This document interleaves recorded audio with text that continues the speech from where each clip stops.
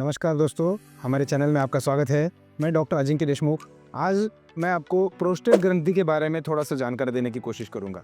Prostate ग्रंथि आप लोगों ने नाम सुना होगा। ये एक ग्रंथि है जो मेल रिप्रोडक्टिव सिस्टम का एक भाग है और जो सीमेन में लिक्विडिटी देने का काम करेगा। ये ग्रंथि यूरेथ्रा यानी कि अपनी जो पेशाब करने की नली है उसके बगल में लोकेटेड होती है। यूजुअली एक बहुत ही छोटी सी यानी कि वॉलनट अखरोट जितना होता है इतनी ये ग्रंथि होती है। इसकी नॉर्मल साइज 20 से 25 ग्राम तक आम आदमियों में रहती है। अब प्रोस्टेट ग्रंथि नॉर्मली सबके लिए जरूरी है, लेकिन जैसे जैसे उम्र बढ़ती जाएगी यानी डीजेनरेटिव डिसीज अपन बोलेंगे कि प्रोस्टेट की size usually because of the hormonal changes बढ़ती जाती है। 20 से 25 ग्राम वाली ग्रंथि ये आपकी उम्र के हिसाब से लगभग 80 ग्राम तक यानी कि नॉर्मल साइज से 4 गुना तक बढ़ सकती है। तो ये जो अपनी पेशाब की नली है इसके बगल में अगर वो लोकेटेड है तो आम सी बात है कि उसकी साइज जैसे जैसे बढ़ती जाएंगी तो पेशाब की नली को दबा सकती है और यही इसको अपन बोलेंगे कि बिनाइन प्रोस्टेटिक हाइपरप्लेजिया यानी कि आपकी प्रोस्टेट ग्रंथि की साइज बढ़ गई है। बहुत बार उम्र बढ़ने के बाद अपन देखेंगे कि पेशेंट जो आते हैं हमारे पास वो कंप्लेन करते हैं कि मुझे रात में पेशाब के लिए बार बार उठना पड़ता है,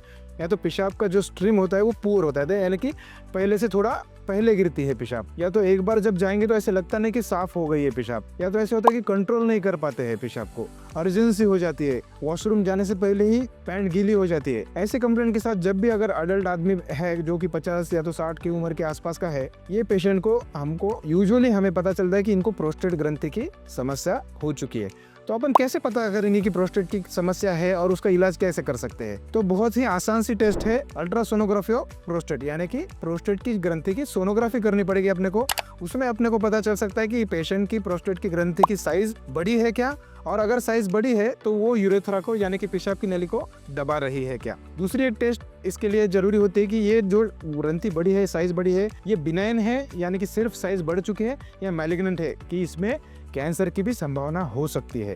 तो ये पता करने के लिए एक प्रोस्टेट स्पेसिफिक एंटीजन PSA नाम की एक ब्लड की जांच होती है, जिससे अपने को रफ आइडिया मिल जाती है कि अगर PSA लेवल नॉर्मल है इसका मतलब है ये BPH यानी कि बिनाइन प्रोस्टेटिक एनलार्जमेंट है, और अगर PSA लेवल बड़ा हो है तो ये प्रोस्टेटिक कैंसर या तो प्रोस्टेटिक मैलिग्नेंसी हो सकती है। वो डॉक्टर आपको मिलके आपको उसका सलाह लेना पड़ेगा कि इस डायरेक्शन में आपको ट्रीटमेंट करना पड़ सकता है। आप लोगों के लिए बस यही जानकारी रखना जरूरी है कि क्या लक्षण हो सकते हैं, और अगर ये लक्षण आप में है जैसे कि frequency of urine, urgency of urine, hesitancy या तो पुअर स्ट्रीम मतलब ही पेशाब कंट्रोल ना होना, पेशाब की धार कम गिरना, या तो बार बार पेशाब जाना पड़ना। बहुत सारे लोगों में ये सिम्टम्स अगर निग्लेक्ट किए जाए तो patient acute retention of urine मतलब अचानक पेशाब बंद हो जाना इस कंप्लेंट से भी प्रेजेंट करते हैं, जिसको फिर एक नली के द्वारा पेशाब को निकालना पड़ता है। और सोनोग्राफी में अगर अपने को कंफर्म हो गया कि प्रोस्टेट की ग्लैंड बड़ी है तो इसके भी 3 प्रकार की ट्रीटमेंट होती है। अगर पेशेंट का प्रोस्टेट बड़ा हुआ है तो उसको पहली होती है मेडिकल मैनेजमेंट, दूसरी होती है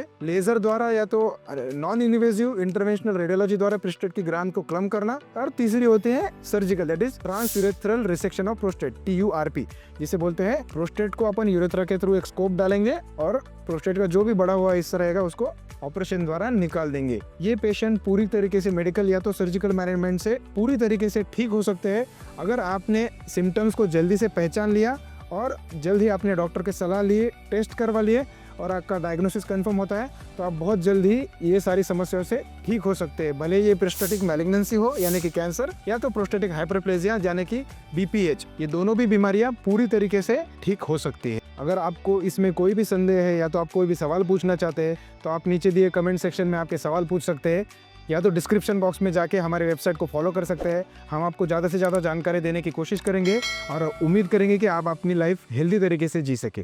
थैंक यू सो मच।